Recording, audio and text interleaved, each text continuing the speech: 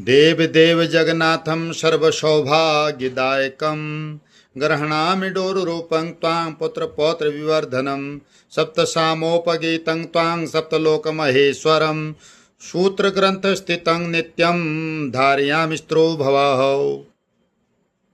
तो भाद्रपद शुक्ल पक्ष की सप्तमी को सातों का पर्व कुमाऊनी के प्रसिद्ध पर्वों में सम्मिलित है।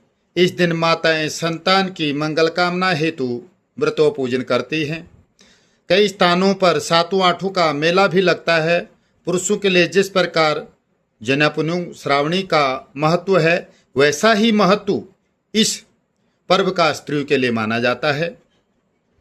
तो माताएं पुरोहितों द्वारा प्राप्त सप्त ग्रंथि युक्त डोरक एक विशेष डोरी अपने हाथ में बांधती है और प्रतिदिन पूजा के समय डोरक में जल चढ़ाती है।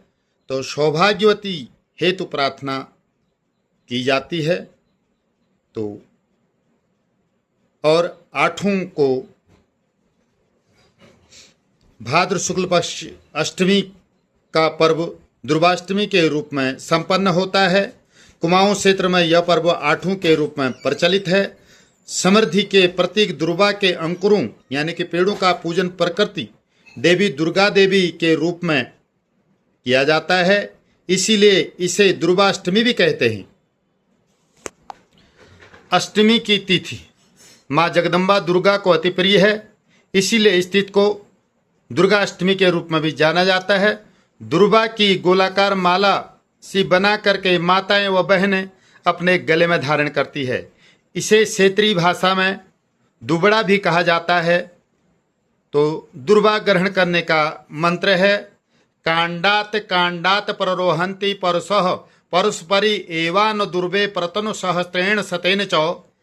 अर्थात हे दुर्वे, जिस प्रकार एक अंकुर से वृद्धिगत होते हुए आपकी शाखाएं प्रशाखाएं फैली रहती हैं, वैसे ही आपकी कृपा से मेरे घर, मेरे परिवार व मेरे वंश की शाखाएं भी फैलते रहे, मेरा वंश फैलते रहे और दुर्वा कुरु की तरह समृद्धि मेरे घर में जो है समृद्धि रहे और मेरे कुल की वृद्धि रहे।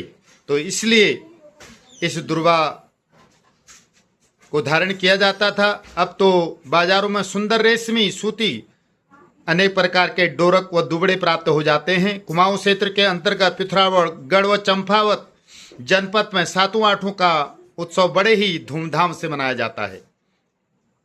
यद्यपि प्रत्येक गांव में संस्कृति प्रेमी महिलाएं अपनी अपनी सुविधा व सामग्री के अनुसार इस परंपरा का निर्वहन करती हैं, लेकिन पलायन के कारण इस आयोजन में भी बड़ा असर देखने को मिलता है। डोर और दुबड़ा धारण करने से यह पर्व पूर्ण धार्मिकता का प्रतिपादन करता है। इनको धारण करने में अगस्त्य तारा के उदय का ध्यान रखा जाता है। यद्यपि यह पर्व भाद्रपद शुक्ल पक्षी सप्तमी अष्टमी का पर्व है, तथापि अगस्तोदय पहले हो जाने पर यह कृष्ण पक्ष में जन्माष्टमी के समय या अधिक मास आदि आ जाने पर श्रावण शुक्ल पक्ष में भी मनाया जाता है। जैसे अभी श्रावण शुक्ल पक्ष में मनाया गया, तो ये आगे पीछे होते रहता है। कहने का मतलब है दुर्गाष्टमी की पूजा में ज्येष्ठा और मूला नक्षत्र त्याज्य बताए गए हैं।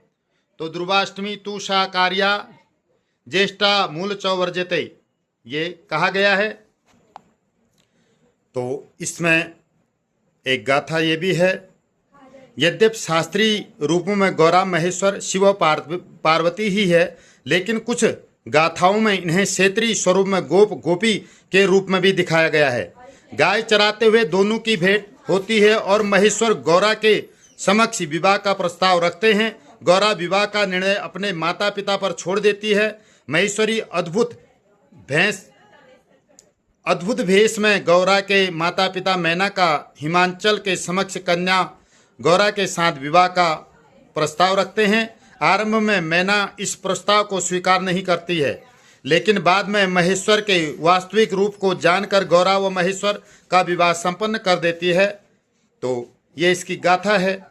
तो एक अन्य मान्यता यह भी है कि भगवान शिव ने जगत कल्याण हेतु गंगा को अपने मस्तक में धारण कर लिया था और गंगाधर कहलाए थे।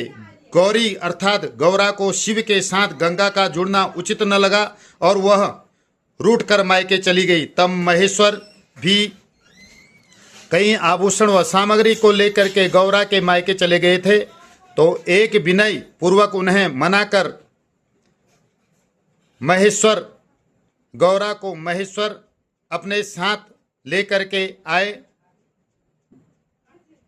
तो इन दोनों को मिलन के रूप में भी देखा जाता है।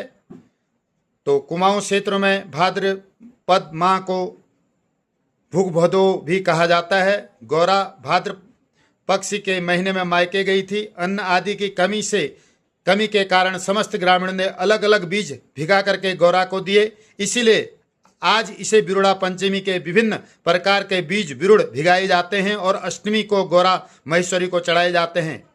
तो इसी कारण यह बिरुड़ा पंचमी भी मनाई जाती है।